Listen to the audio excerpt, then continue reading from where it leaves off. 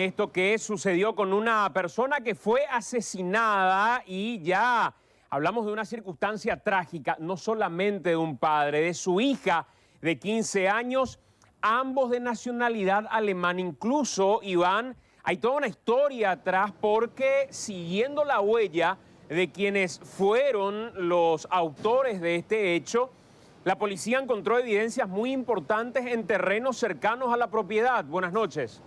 Buenas noches, Santiago. Efectivamente, este caso era reportado hoy a las 14 horas. Esta vivienda está en la zona de Patiño, Itagua, y estamos viendo en imágenes el alambrado que está en la zona posterior de la casa. Por ese lugar ingresaron los atacantes, que según la policía son 2 o más, y según las evidencias probablemente pernoctaron en ese lugar hasta ingresar a la casa, en donde ultimaron a las víctimas. ¿Por qué dice esto la policía? Porque en ese sitio encontraron una silla, colillas de cigarrillo y rastros de que evidentemente en ese lugar estuvieron 2 personas o más antes de ingresar a la casa.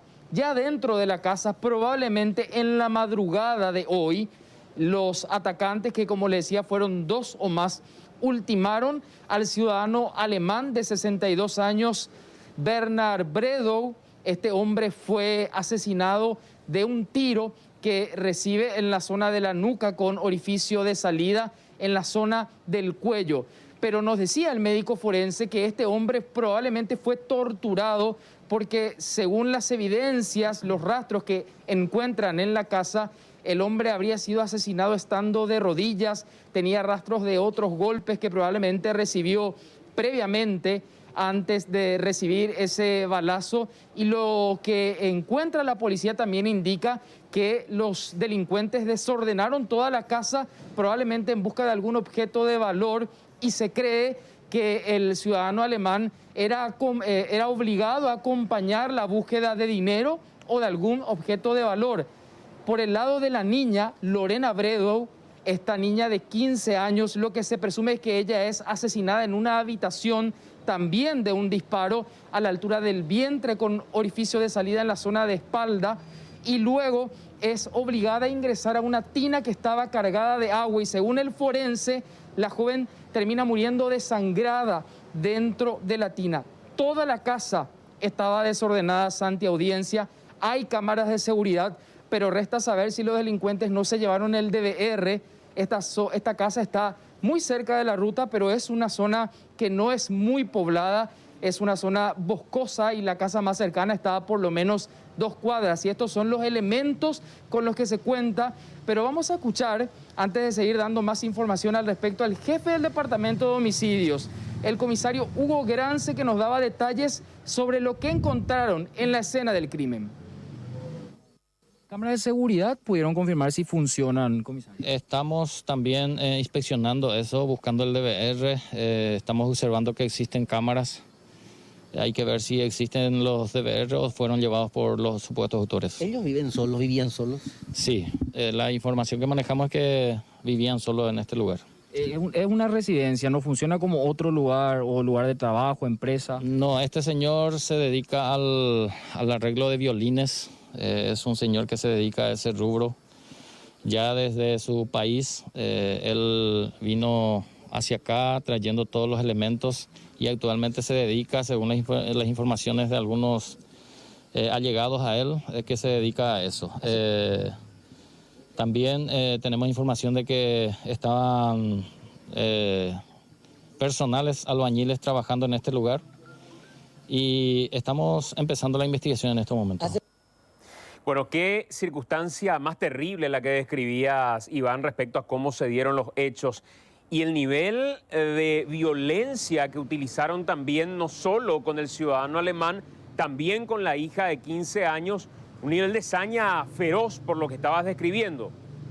Así es, padre e hija vivían solos en esta vivienda que está en una propiedad bastante grande que ocupa algo similar a una manzana, y hay que mencionar que la policía recibe la información a través de un paisano de estos alemanes que no recibía respuestas a las llamadas, respuestas a los mensajes, y él decide ir a revisar la casa esta tarde a eso de las 13:30 ingresa a la casa, encuentra los cadáveres y va rápidamente a la comisaría de Patiño, allí en la zona de Itagua, una zona muy cercana a Areguá, en el límite. Esta casa está a 100 metros de la ruta que une justamente a las ciudades de Areguá e Itagua. Y allí ingresa la policía y se encuentran con esa macabra escena, esos rastros de violencia, y el médico forense que luego nos confirmaba que efectivamente probablemente se utilizó una misma arma de grueso calibre, aún no se pudo precisar el calibre, para asesinar a ambas víctimas. Los cuerpos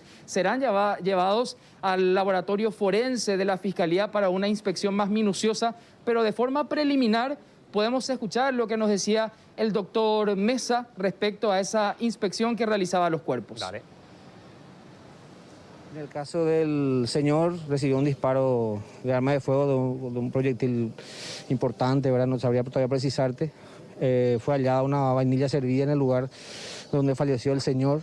Recibió un disparo en la nuca, con salida en el cuello, en la parte anterior, y su hija. Su hija... Arrodillado para ese efecto, aparentemente, o sea, señales de ajusticiamiento, así como la forma que... Hay señales de que fue torturado previamente, porque tiene lesiones en el rostro, hematoma en el ojo, y el disparo después en la nuca, ¿verdad? Que son disparos que se realizan ya como un ajusticiamiento al final. Y la niña fue encontrada en la tina. Ella tiene 15 años y tiene una herida de arma de fuego en el vientre y con salida en la espalda. Ella posiblemente murió desangrada, ¿verdad? Ya no inmediatamente, como en el caso del padre, que sí habrá muerto instantáneamente. ¿Hay alguna evidencia de que estas personas hayan combatido eventualmente con los atacantes, doctor? Hay señales de que la casa fue retocada de arriba a abajo, ¿verdad? Evidentemente estaban buscando algo, heridas y manchas de sangre por toda la casa, porque seguramente le hicieron caminar a las personas o a una de las personas por toda la casa con las heridas ya infligidas previamente, ¿verdad? Pero no sé si hubo una lucha o simplemente el señor al menos torturado previamente, ¿verdad? ¿Cuánto tiempo llevarían de haber perdido la vida? Y está un poco difícil de detallar eso porque como la niña fallece en la tina, ella tenía el agua hasta el cuello prácticamente. Sus fenómenos cadavéricos son diferentes a la del padre, ¿verdad? Pero podemos aproximar entre 10 a 20 horas aproximadamente que hayan fallecido. Toda muerte, evidentemente, uno dice, no hay ningún tipo de justificación que pueda llegar a tener. Pero con este nivel de violencia incluso sorprende a los investigadores y al forense que describía la escena de cómo encontró sobre todo a esta adolescente de 15 años. Esta sorpresa, evidentemente también, Iván, llegó hasta amigos, familiares cercanos a estas personas fallecidas. Así es, en principio se habla de un doble homicidio con fines de robo. Por supuesto, la investigación está iniciando, se buscarán evidencias, cámaras de seguridad de la zona y ver si las cámaras de la casa funcionan, si han grabado el momento en que ingresan estos criminales, que recordamos son 2 o más. La casa estaba totalmente desordenada. El ciudadano alemán se dedicaba a la reparación de violines, pero esta actividad era un hobby, nos decía un amigo, porque él es propietario de un museo. Esto le generaba ingresos y recibía dinero desde Europa, pero él nunca ostentaba estos bienes, por lo que le llama la atención que estos desconocidos hayan ingresado en el lugar creyendo probablemente que había alguna suma importante. Hasta allí llegaron otros ciudadanos alemanes. Con uno de ellos hablamos, el señor Volker, que nos daba algunos detalles sobre la forma en que vivían las víctimas y ese pedido de justicia al que ya se suma él y toda la comunidad alemana que está en esa zona. Hemos hablado casi todos los días y yo no puedo entender por qué puercos hacen cosas como esa. Y tampoco nunca tenía dinero o cosas de valor en casa. Y para mí, como entraron y recién he escuchado que le mataron con una arma blanca. Arma de fuego. Un disparo en la nuca a su amigo y en el vientre de la niña. Pero cuando algo entra, la puerta no se puede abrir así. Atrás entraron. Por atrás. Volker, ¿usted fue el que encuentra a su amigo y a su hija esta mañana? No, me fui en el Chaco. Yo estoy llegando del Chaco ahora. Pero cuando hoy es viernes, creo, el martes cuando me fui al Chaco ya hemos hablado. Esa fue la última vez que habló con su amigo.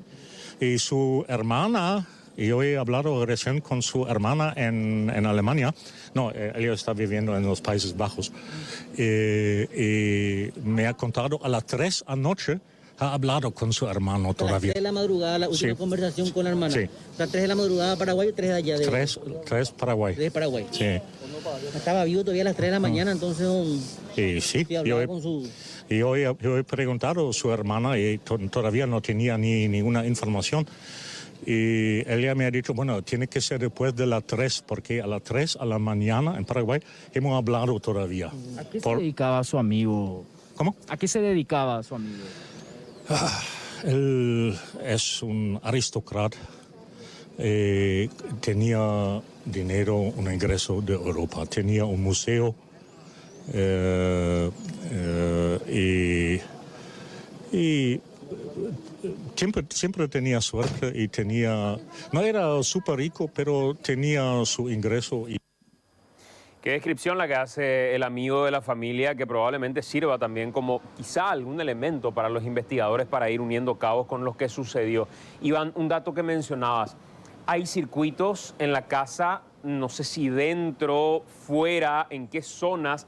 Vemos que por lo menos en una de las imágenes que tenemos aquí, 3 cámaras estaban una al lado de otra prácticamente. O sea, hay todo un esquema de seguridad en video que también podría servir eventualmente a los investigadores, ¿no? Si es que no se llevaron el DVR. Así es, la casa tiene cámaras que apuntan a varios sectores, también en la zona interna.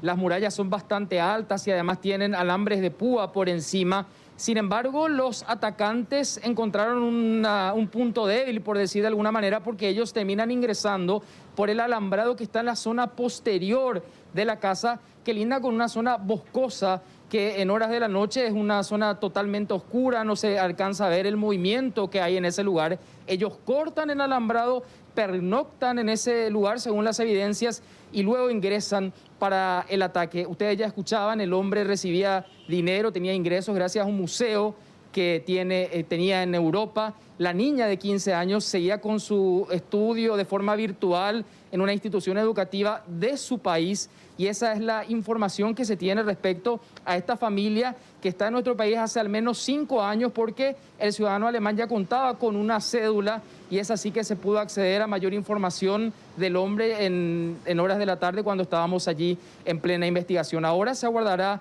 la información más minuciosa que puedan dar los médicos forenses del Ministerio Público y agentes de investigación respecto a las grabaciones que puedan conseguir de las cámaras de seguridad. Desde el Ministerio Público, ¿quién lleva la investigación? Se ha conformado un equipo, hay que mencionar, se ha convocado primeramente al agente fiscal de la zona, luego ya se ha dispuesto que pueda coayudar otros 2 agentes más, mientras que de la Policía Nacional intervienen homicidios, investigaciones criminalísticas, varios departamentos para la investigación de este hecho. Gracias, Iván.